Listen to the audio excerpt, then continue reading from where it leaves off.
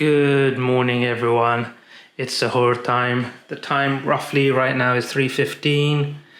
So that means we've got about 20 minutes to eat. Now, I'm not a morning person. I'm definitely not a 3:15 a.m. person. So everything I eat at Sehri is usually prepped the night before. And I tend to keep it quite simple. So just one bowl of oats, a bowl of fruit, one boiled egg, and I'll usually have a glass of water as well to finish it. So I'm going to enjoy this and I'll speak to you really soon. All right, everybody, finished my food, had some water, loaded the dishwasher, and it's time for Fajr. So I'm going to go read that. I'm going to see you in a couple of hours when I wake up for work. But before I go, I want to share the best thing about waking up at this time. And that's going outside on the balcony and just seeing how peaceful it is and listening to the birds. So I'm going to see you in a couple of hours and I'm going to leave you with that.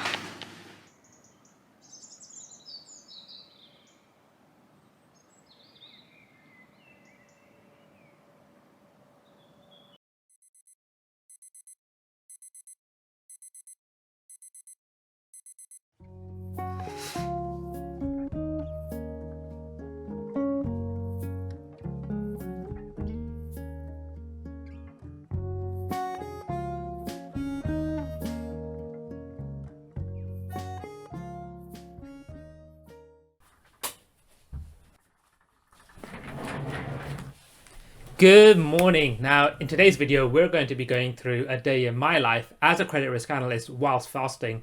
So the point of today's video isn't necessarily to talk about how Ramadan fits around my work schedule, but it's to actually show you the little things I do that allows work to fit around Ramadan. The first thing to point out is it's 10 a.m. right now, and this is a typical time that I'd be starting work during this month. Now, today is going to be quite a normal day in the life of a credit risk analyst, where I'll be doing things such as evaluating new client deals and the risks associated with them, having meetings, doing projects, as well as time for personal development. But the first thing, before we begin any of that, is to go through my inbox, look at the emails I got overnight, and do my to-do list.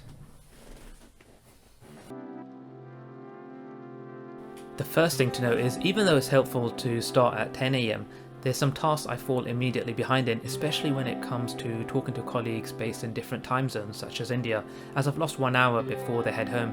So this is the first way I begin to prioritize my work when it comes to starting later. New deals from clients come in throughout the day, and what I really enjoy about the role is there isn't just one type of skill needed to be a great analyst. You need to pull in accounting, statistical, and political knowledge to make your decisions. Depending on your seniority, you have a threshold as to what you can approve, and a request has come in overnight where the line is above my approval limit. And so to finalize this request, I need the country head to sign off on it. So I'm going to let him know that I'm working on this deal, and just to give him a heads up that this will be coming through for him to approve later today. Now, one of the challenges of the role is anything could occur at any moment, especially if your work, as I said, covers a range of time zones. During the month of Ramadan, I've agreed with my manager that I'll be less available for work from 6:30 p.m. onwards. At the end of the day, Ramadan has approximately 20 work days, and much less if you decide to take any days off. By explaining that this adjustment in your work schedule is only for around 50 to 20 work days out of 250 in the year, you can see that it's not a big request in the grand scheme of things. Now, one thing which everyone on the team works on are projects, and these are essentially ways to figure out how to make the work that you do more accurate, efficient, or simply just a better way to be presented. Now, I'm currently working on a new project, and whenever I start one, I prefer to write things down and, if needed, draw diagrams and flowcharts, as it becomes a lot easier to visualize a final end state of what you want it to look like. I've just finished a meeting on my new project where I discussed my ideas, and I'll be sending out minutes whilst they're still fresh in my mind. My style is to make sure I have the name of the meeting, the date, the attendees, the main discussion points, and importantly, any action items and the owners of them. By having all of these, it makes it a lot easier for me to track the projects and know what's pending, what's next, as well as who you're relying on. I've also found that this method of tracking progress and updates is a great way for someone else to cover for you, and comes in handy at times such as Ramadan, where I usually take several days off in a row. This is going to be the last thing I'll do in the morning, and once sent out, I'll be heading out on my lunch break.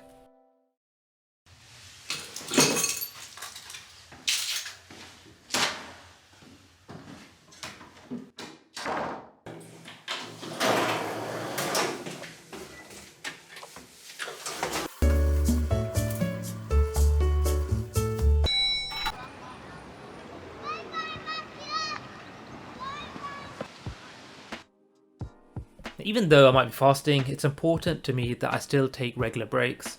It's easy to think you shouldn't be taking the normal breaks just because you're not eating, but by getting away from your desk, you get that refreshed feeling that you would get from your lunch break. So whether I'm in the office or working from home, I make sure I just go out for a walk somewhere to get that break. Now you're probably expecting me to talk about Audible right now, but I haven't downloaded it yet myself, and I've got to get back to a meeting, so maybe next time.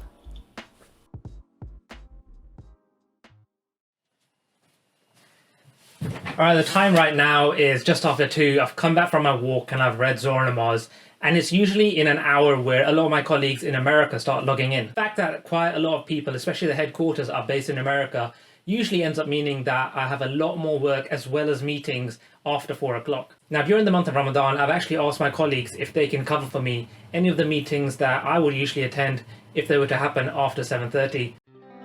Whilst I don't do meetings after 7:30 PM, I actually ask if any colleagues are free to co-chair any meetings I hold from 4 PM onwards, as I often find it's around this time that my throat is quite dry from a lack of water.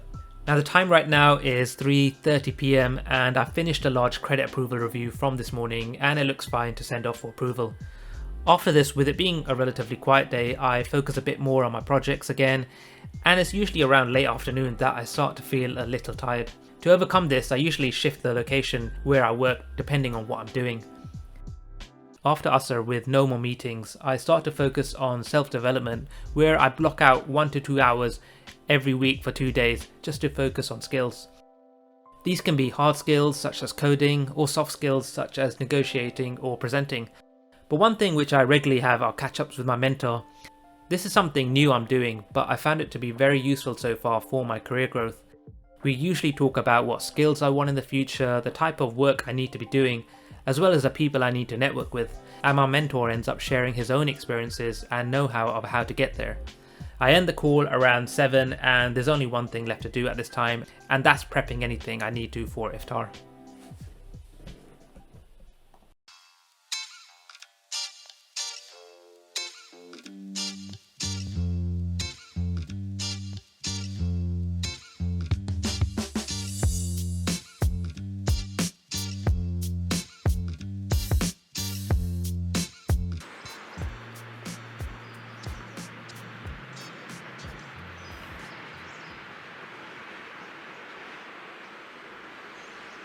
That's the end of my day. Hopefully you got a glimpse of how I mend my work days for Ramadan, and if there's anything else that you do for your work, then I'd love to hear about it in the comment section.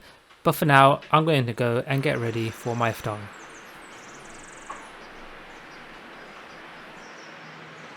Got my tacos, got my sweet potato fries. I'm going to enjoy my dinner, and I'll see you all in the next video.